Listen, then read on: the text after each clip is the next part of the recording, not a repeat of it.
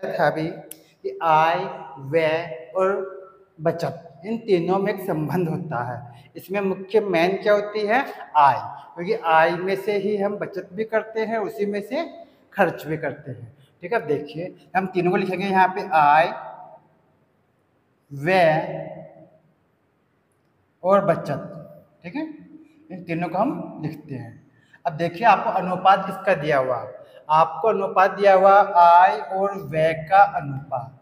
आपको जो इनकम है उसका और जो खर्च है व्यय उसका अनुपात दिया हुआ 8:5। तो लिखेंगे यहाँ पे 8:5। ये आय का और व्यय का आपको अनुपात दे रखा है। अब यहाँ पे आपको बचत का अनुपात नहीं दिया हुआ। अब सीधी सी बात है, कोई व्यक्ति है या कोई परिवार है, अगर वो 8 रुपये कमाता है, अगर उसकी इनकम 8 रुपये है और वो अगर 5 रुपये खर्च करता है, सबसे छोटा मानिए, अगर 8 रुपये में से 5 रुपये खर्च करता है, तो सीधी सी बात है 3 रुपये उसने क्या की? बचत कर ली। क्या कर ली? बचत कर ली। तो यहाँ पे जो बचत का अनुपात है वो हम खुद ज्ञात करेंगे। यहाँ पे कैसे ज्ञात करेंगे? देखिए लिखेंगे हम 8 - 5 यानी 3। कितना प्राप्त हो गया? 3। तो आपकी जो बचत का अनुपात है कितना हो गया भाई? 3 हो गया। ठीक है, अब देखिए अब आपको दिया हुआ क्या है इसके अंदर? जो पूंजी दे रखी है, जो धन दे रखा है, किस रूप में दे रखा है? आपको जो धन दिया हुआ वो खर्च दे रखा है, मतलब व्यय दे रखा है। ठीक है, लिखेंगे परिवार का व्यय। ये आपको दिया हुआ है यहाँ पर, परिवार का आपको व्यय दिया हुआ है। ठीक है, यहाँ ध्यान देने वाली बात यह है कि आपको केवल कोई से भी इन तीनों में से 2 अनुपात ज्ञात होंगे।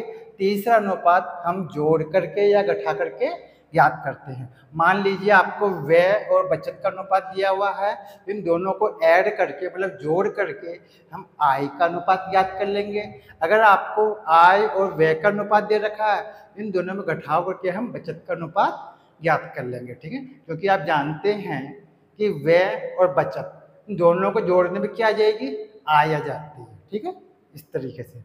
अब देखिए यहाँ पे परिवार का व्यय आपको दिया हुआ 15,000 मतलब 15,000 रुपये। ठीक है, अब देखिए आप क्या ज्ञात करना है? यहाँ पर आपको ज्ञात करना है परिवार की आय। तो लिखेंगे परिवार की आय, उसकी इनकम कितनी है भाई फैमिली की टोटल?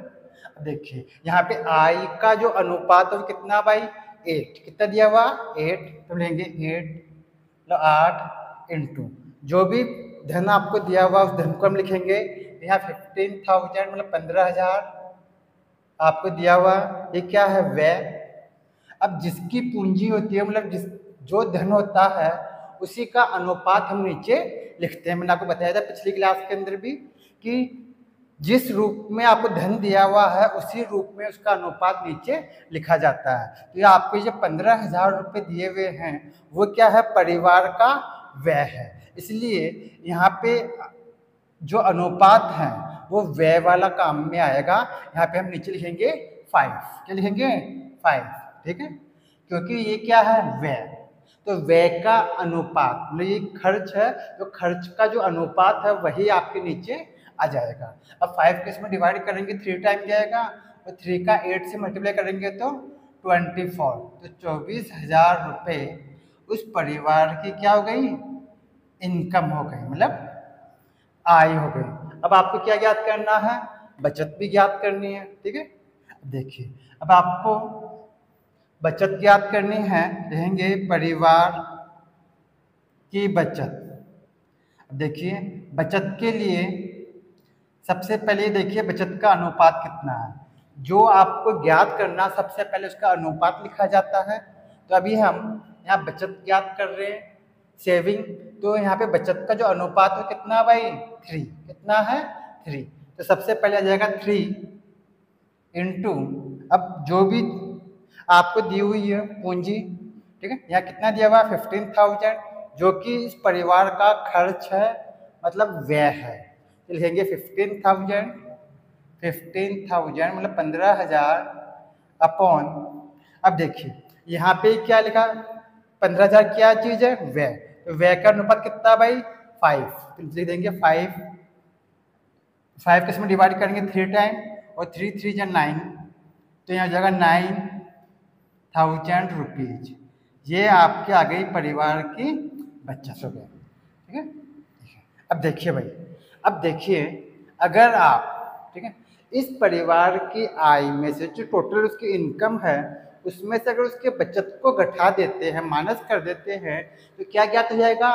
उसका खर्चा ज्ञात हो जाएगा। एक परिवार है उसमें 24,000 रुपये कमाता है, उसमें से 9,000 रुपये बचाता है, मतलब बचत करता है, सेविंग करता है। इसका अर्थ ये हुआ कि 24,000 माइनस 9,000 यानी 15,000, मतलब 15,000। ये उसका क्या हो गया? खर्च हो गया। क्या हो गया? ये खर्च हो गया।